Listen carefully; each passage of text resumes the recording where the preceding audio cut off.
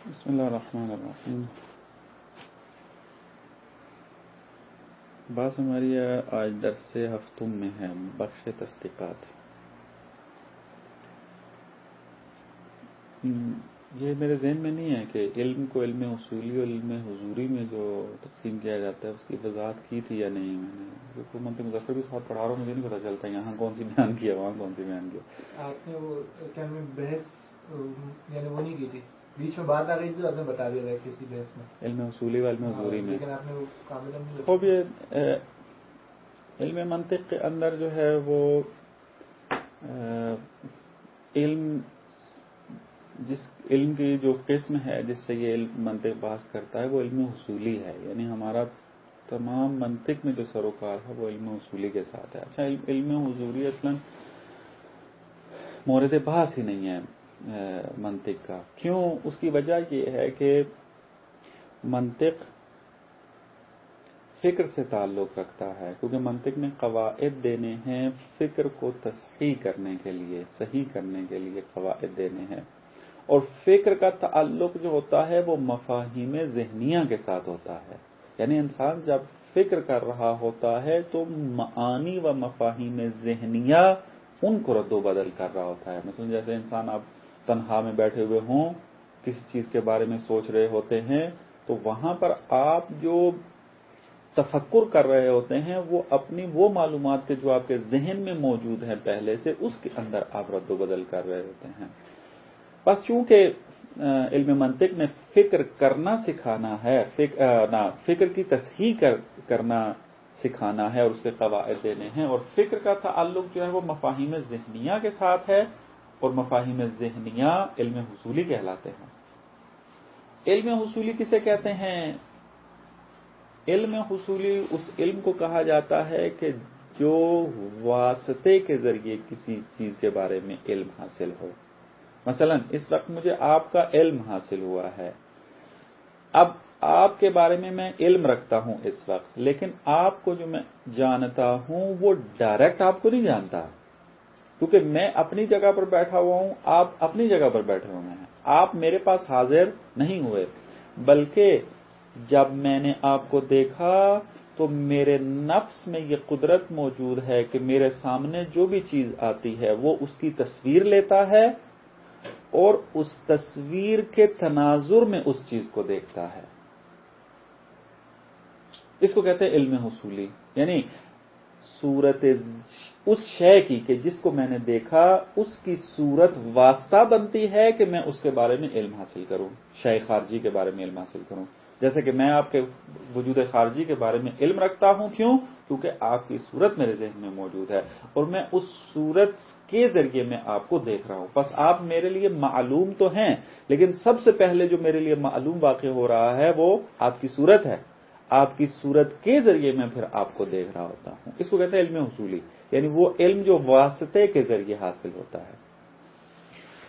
علم حضوری کسے کہتے ہیں؟ علم حضوری وہ جو معلوم خود ڈائریکٹ مجھے حاصل ہو.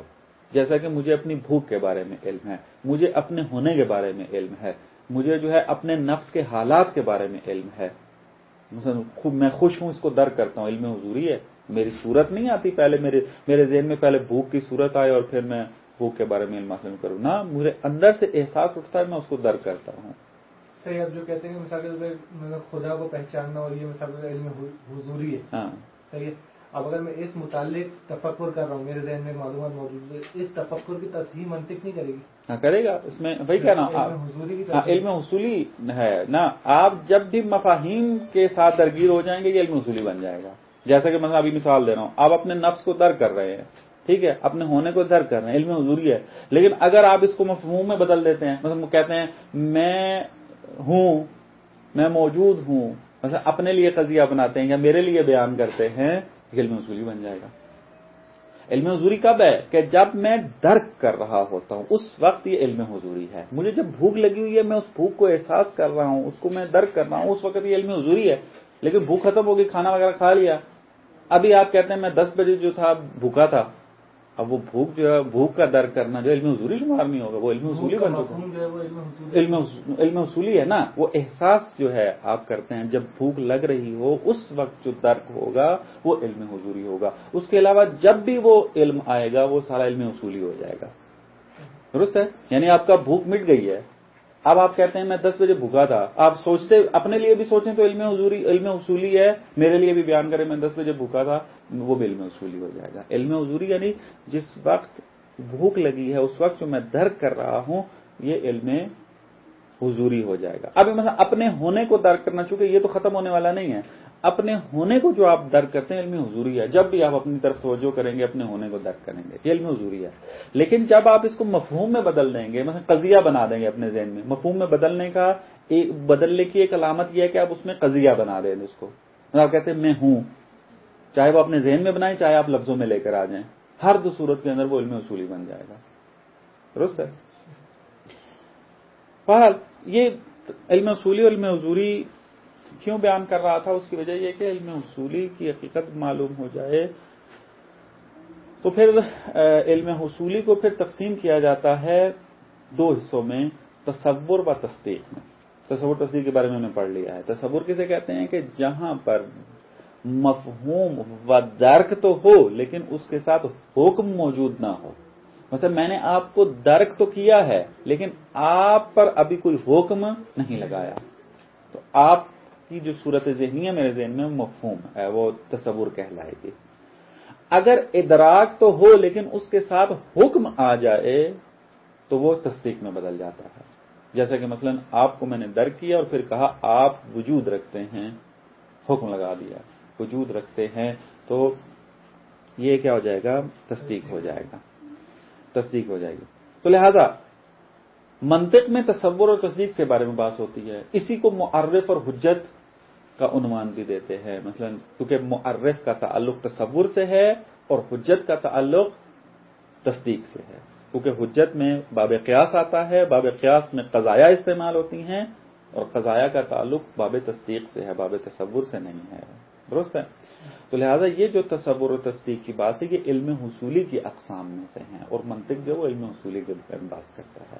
بس ہم نے تصور کے بارے میں اب تک جو بات کی ہے وہ ختم ہو گئی ہے. آج ہماری بات جو ہے وہ تصدیقات کے اندر ہے، اور تصدیقات کی علامت کیا ہوتی ہے؟ مثلا وہ قضایا کی صورت میں آپ کو نظر آتا ہے، چاہے وہ مفاہیم ذہنیہ میں ہو مفاہیم قضایا، چاہے وہ الفاظ میں موجود ہوں قضایا، ہر دو صورت میں وہ تصدیقات کہلائیں گے، کیونکہ قضیے کے اندر حکم موجود ہوتا ہے. جیسے آپ کہتے ہیں بارش ہو رہی ہے، زید کھڑا ہے، لائٹ جل رہی ہے، میں گھر میں موجود ہوں، یہ قضیے اس قسم کے تمام جو ہیں وہ تصدیقات کہلائیں گے.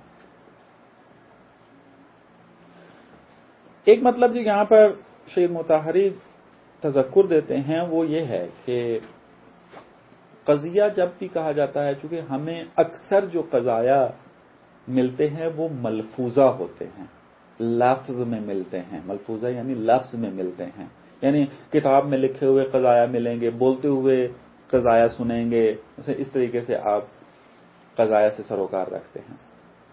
اور قضایا کی بحث جو ہے وہ منطق میں موجود ہے. اب سوال یہ اٹھتا ہے کہ آیا منطق جو ہے وہ الفاظ سے بحث کرتا ہے یا نہیں کرتا؟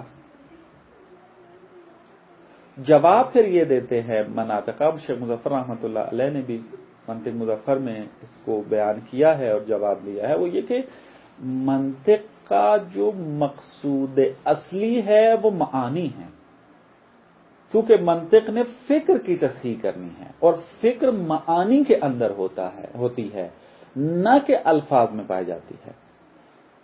لیکن چونکہ نقل و انتقال کی آسانی کے لیے انسان نے چونکہ ان معانی کے مقابل میں الفاظ کو قرار دیا تاکہ وہ اپنے مطلوب کو صحیح طریقے سے سمجھا سکے، اس لیے الفاظ وضع ہے. مثلا ابھی اگر ضرورت پیش نہ آتی نقل و انتقال کی، انسان تن و تنہا زندگی گزار سکتا تو کبھی الفاظ خلق نہ ہوتے. الفاظ کیوں خلق ہوئے ہیں؟ کیونکہ انسان اجتماعی ہے. انسان تنہا زندگی نہیں گزار سکتا، اپنی ضروریات کو پورا نہیں کر سکتا، لہذا جب اس نے معاشرے میں زندگی گزارنی تھی اب اس کو ضرورت محسوس ہوئی کہ میں اپنے مقصود کو منتقل بھی کروں دوسروں کی طرف، میں بتا سکوں کہ مجھے بھوک لگی ہے، میں بتا سکوں کہ مجھے کیا ضرورت ہے۔ اس ضرورت نے پھر الفاظ کو وضع کیا، یعنی جو مطلب آپ ذہنی اور اپنے نفس کا جو مطلب اندر موجود تھا اس کو بیان کرنا چاہتے تھے، اس کے مقابل میں آپ نے الفاظ قائم کر دیے۔ پانی چاہیے، آب کو خل کر دیا، انگلش نے واٹر کو خل کر دیا، مثلا اردو والوں نے پانی کو خل کر دیا، یہ الفاظ خل کر دیے اس مائع کے لیے کہ جو آپ پی کر پیاس بجھاتے ہیں، درست ہے؟ پس چونکہ نقل و انتقال میں الفاظ کی اہمیت زیادہ ہے اور آسانی سے نقل و انتقال ہو جاتا ہے، بس یہ الفاظ بہت زیادہ استعمال ہونے لگے اور یہ الفاظ اتنے زیادہ استعمال ہوئے کہ اب انسان اگر تنہائی میں بیٹھ کر اگر فکر بھی کرتا ہے تب بھی الفاظ کے ذریعے کرتا ہے۔ مثلا آپ نے کبھی دیکھا ہوگا آتمن کہ ابھی مثلا میں مطالب بیان کر رہا ہوں، آپ اپنے ذہن میں فکر کر رہے ہیں، درست؟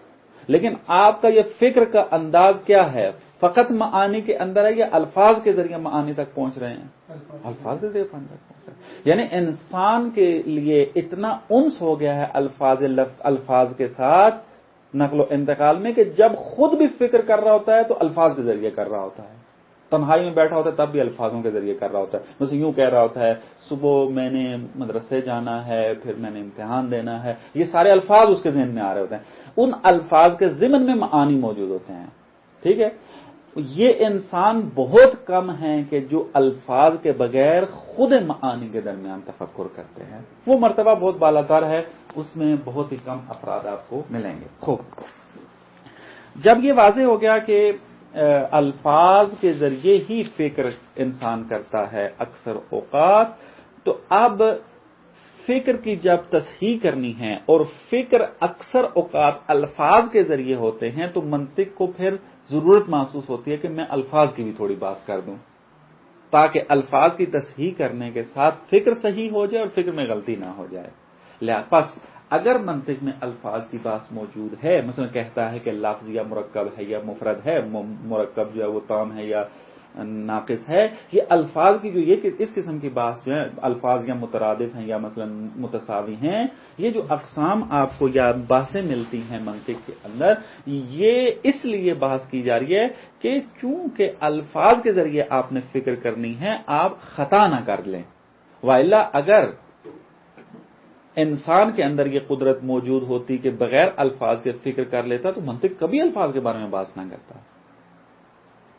پس مقصود اصلی معانی ہے، اگر الفاظ سے بات ہو رہی ہے تو وہ اس مقصود اصلی کو حاصل کرنے کے لیے الفاظ سے بحث کی جاتی ہے۔ یہ ایک تذکر شیخ مطہری رحمۃ اللہ علیہ نے یہاں پر بیان کیا۔ دوسرا مطلب جو یہاں پر یہ بیان کرتے ہیں وہ یہ کہ منطقی ہر وہ لفظ کہ جو کسی معانی کے لیے وضع ہو، کسی معنی کے لیے وضع ہو اور معنی کا فائدہ دیتا ہو، اس کو قول کا نام دیتے ہیں۔ مثلا ایک لفظ ایک معنی کے لیے وضع ہوا ہے اور وہ لفظ جب بھی آپ بولتے ہیں تو اس معنی کا افادہ کرتا ہے تو اب اس کو قول کا نام دے دیا۔ پس وہ لفظ کے جو مستعمل ہو، اگر میں کیا کروں نحوی اگر زبان استعمال کروں، لفظ مستعمل کیا ہوتا ہے؟ وہ لفظ کے جو اپنا معنی دے رہا ہے، جس معنی کے لیے وضع ہوا ہے اس معنی میں استعمال ہو رہا ہے، یعنی ایک معنی رکھتا ہے لفظ، وہ قول کہلائے گا منطق کی صورت میں، منطق کی اصطلاح میں۔ لیکن اگر ایک ایسا لفظ ہے جس کا کوئی معنی ہی نہیں ہے اصلا، وہ قول نہیں کہلاتا۔ مثلا زید قول کہلائے گا لیکن دیز قول نہیں کہلائے گا کیونکہ دیز کو معنی نہیں ہے اصلا۔ اسب گھوڑے کو کہتے ہیں، اسب قول کہلائے گا لیکن کوئی صاب کہہ دے اصلا کوئی معنی نہیں ہے اس کا۔ لہذا منطق کی اصطلاح میں وہ لفظ کے جو کسی معنی کے لیے وضع ہو اور اس معنی میں افادہ کرے وہ قول کہلاتا ہے، اور جو معنی پر دلالت نہ کرے، معنی نہ رکھتا ہو، اس کو قول نہیں کہتے۔ اب یہ قول جو ہے اس کی دو قسمیں ہیں، یا مفرد ہے یا مرکب۔ قول مفرد کیا ہے؟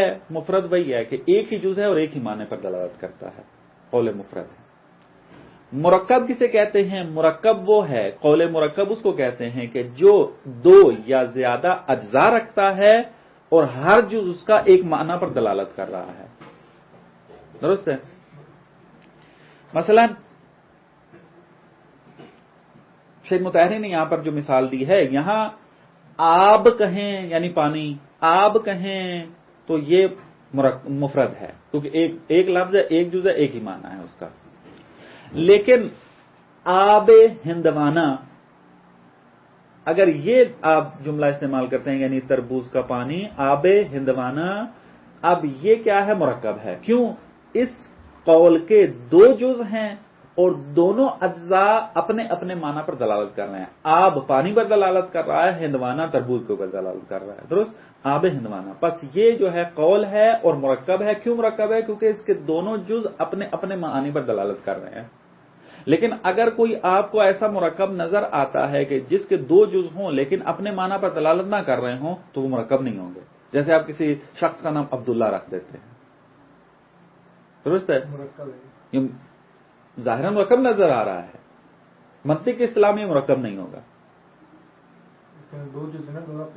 معنی اپنے نہ، آپ کسی کا نام رکھ دیں، عبداللہ کسی کا نام رکھ دے تو وہ اپنے اپنے معنی پر دلالت نہیں کرتے. ہندوانہ بھی ایک چیز کا نام ہے نا، ایک شربت کا نام ہے آب ہندوانہ. آنا آب ہندوانہ ہے، لیکن وہاں پہ آپ کیا کرتے ہیں، ایک یوں کہہ لیں کہ نام مختص نہیں کیا گیا اس کے اندر. آب ہندوانہ کہتے ہیں، ہندوانہ اور چیز ہے، آب اور چیز ہے. ٹھیک ہے آب ہندوانہ ہی ہے، لیکن ہندوانے جب ہندوانہ ہو اس کو آب نہیں کہتے. جب پانی اس کا نکل جاتا ہے تو اس کو آب ہندوانہ کہتے ہیں. بس وہاں پر آپ کو یہ دونوں معانی دے رہا ہے. یہ لفظ آب کہہ کے پانی سمجھا رہا ہے، ہندوانہ کہہ کے تربوز کو سمجھا رہا ہے. لیکن عبداللہ فقط شخص کو بتا رہا ہے. عبداللہ یہ نہیں بتا رہا آ کے عبد کا معنی عبد ہے جو عابد ہو، اور اللہ کا معنی اللہ ہے. یہ عبداللہ مل کے پھر یہ کوئی چیز بتا رہے ہیں. جس طرح آب ہندوانہ میں دو چیزیں آپ کو سمجھ میں آ رہی تھی، ایک آب ہے، ایک ہندوانہ ہے. عبداللہ میں دو چیزیں آپ کو سمجھ میں نہیں آتی. جیسے ہی عبداللہ کا نام لیا جاتا ہے فوراً ایک شخص ذہن میں آ جاتا ہے، فلانا وہ ہے. درست؟ اب یہ اجزاء رکھتا ہے لیکن اپنے اپنے معنی پر دلالت نہیں کر رہے یہ، کیونکہ وہ مختص ہو گیا ایک شخص کے لیے. یہ پورے کا پورا ایک ہی شخص کے اوپر جو ہے وہ دلالت کر رہا ہے. بہرحال مطلب واضح. پس قول جو ہے یا مفرد ہے یا مرکب ہے، یہ ایک قسم بیان کی. آپ کہتے ہیں مرکب کی پھر دو قسمیں ہیں. مرکب جو ہے یا تام ہوگا یا ناقص ہوگا. مرکب تام کسے کہتے ہیں؟ کہ انسان جب کوئی جملہ ادا کرے تو معنی تام ہو جائے اس کا، اور سننے والا کوئی سوال بھی نہ کرے اس کے بارے میں. مثلا آپ اگر کہتے ہیں میں جا رہا ہوں تو معنی کامل ہو گیا. ٹھیک ہے، اس جملے کے اندر کوئی سوال نہیں ہوگا. ٹھیک ہے، آپ پوچھیں گے کہاں جا رہے ہیں، لیکن میں جا رہا ہوں اس جملے کے بارے میں کوئی سوال نہیں ہوگا. لیکن اگر آپ کہیں کہ میں یہیں جا رک جاتے ہیں تو اگلا پوچھے گا کیا ہے میں جا، آگے کیا ہے مثلا، اسی جملے کے بارے میں سوال کرتے ہیں. بس اگر جملہ اپنا معنی پورا جملے میں آپ اپنا پورا معنی مقصود بیان کر دیتے ہیں اور سننے والا بھی سکوت اختیار کر لیتا ہے اس کے اوپر، تو اس کو کہتے ہیں یہ مرکب تام ہے. کیونکہ تام کیوں ہے؟ کیونکہ مقصود پورا ہو گیا. مرکب ناقص کسے کہتے ہیں؟ مثلا آدھا آپ مقصود اپنا بیان کرتے ہیں، آدھا چھوڑ دیتے ہیں، وہ مرکب تو ہے لیکن مرکب ناقص کہلائے گا. مثلا یہی لے لیں، آب ہندوانہ مرکب ناقص ہے. کیا ہے آب ہندوانے کو؟ خریدا ہے، پیا ہے، خراب ہو گیا ہے، کیا ہے اس کو؟ یہ مرکب ناقص ہے. لیکن آپ کہتے ہیں کہ میں نے آب ہندوانہ پیا ہے تو یہ مرکب تام ہو جائے گا. تمام مجھے کچھ سوال بھی نہیں پوچھے گا آپ سے، کیا مشکل ہے. بس مرکب تام و مرکب ناقص کی یہ تعریف ہے کہ مرکب تام وہ ہے کہ جس میں مطلب تمام ہو جاتا ہے اور سننے والا ساکت ہو جاتا ہے، دوبارہ سوال نہیں کرتا. اور ناقص اسے کہتے ہیں کہ جس کو بیان کرنے کے بعد معنی تام نہیں ہوتا اور سننے والا بھی سکوت اختیار نہیں کرتا بلکہ سوال کرتا ہے اس کے بارے میں کہ یہ کیا ہے. یہ مرکب تام اور ناقص ہو جائے گا.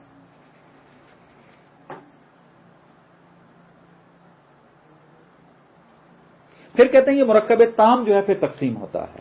مرکب تام یا خبر ہے یا انشاء ہے. مرکب تام مرکب تام خبر ہے سے کیا مراد ہے؟ یعنی آپ کسی چیز کے بارے میں خبر دے رہے ہیں، ایک واقعہ رونما ہو گیا ہے، آپ نے اس کی خبر دی ہے آ کے، اور مکمل خبر دی ہے آ کر، اس کو کہیں گے مرکب تام خبری۔ اور مرکب تام خبری واقعیت سے یا واقع سے حکایت کرتا ہے۔ مثلا اگر باہر بارش ہو رہی ہے، آپ نے دیکھا، آپ جب گھر میں آئے آ کر کہتے ہیں باہر بارش ہو رہی ہے، یہ مرکب تام خبری ہے، کیونکہ خبر دے رہے ہیں واقع کے مطابق آپ۔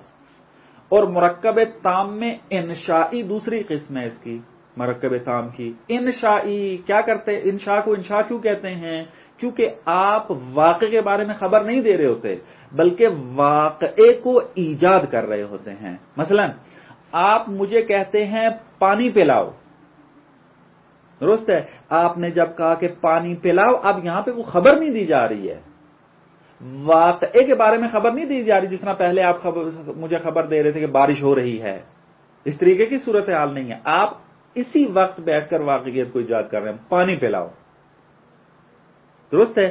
یہ جو پانی پلاؤ آپ جملہ ادا کر رہے ہیں، یہ واقعیت سے خبر نہیں دے رہا، بلکہ یوں سمجھیں کہ خود واقعیت ایجاد ہو رہی ہے، پانی پلاؤ یعنی۔ تو اب اسی وجہ سے اس کو مرکب تام میں انشائی کہا جاتا ہے۔ انشاء یعنی جعل کرنا، انشاء یعنی ایجاد کرنا، پس اس کو مرکب تام میں انشائی کا نام دیا جائے گا۔ پس فعل امر مرکب تام میں انشائی ہے، لیکن قضیہ خبری کیا ہے؟ مرکب تام میں خبری ہو جائے گا۔ مرکب کی دو قسمیں، تام اور ناقص۔ تو مرکب کی دو قسمیں، تام و ناقص۔ ہاں نہ ناقص ہو گیا، ناقص میں بیان کیا تھا کہ آپ جملہ پورا ادا نہ کریں اور رک جائیں، اور سکوت اختیار نہ ہو، مثلا آب ہندوانا، جیسے سکوت نہ ہو اس کے اوپر، جیسے آب ہندوانا، خاموش ہو جائیں آپ۔ اب کیا آب ہندوانے کو؟ آب ہندوان پیا ہے آپ نے، آب ہندوانا بیچا ہے آپ نہ، مرکب ہے، آب ہندوانا مرکب ہے، اس میں آب ہندوانا مرکب ہے لیکن ناقص ہے، چونکہ مراد پوری نہیں ہو رہی اس کے ساتھ۔ آپ جب تک نہیں کہیں گے کہ مثلا آب ہندوانا پیا ہے میں نے، تو یہ ناقص ہی رہے گا، آب ہندوانا مرکب ہے اور ناقص ہو جائے گا۔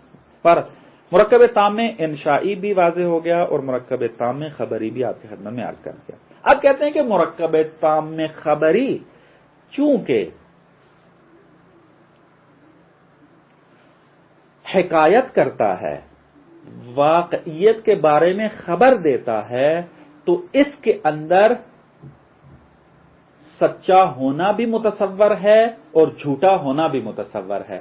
یعنی آپ مرکب تام میں خبری کے مورد میں کہہ سکتے ہیں کہ فلانا جھوٹا ہے، فلانا سچا ہے۔ کیوں؟ کیونکہ اس وجہ سے کہ مرکب تام میں خبری میں خبر دی جاتی ہے،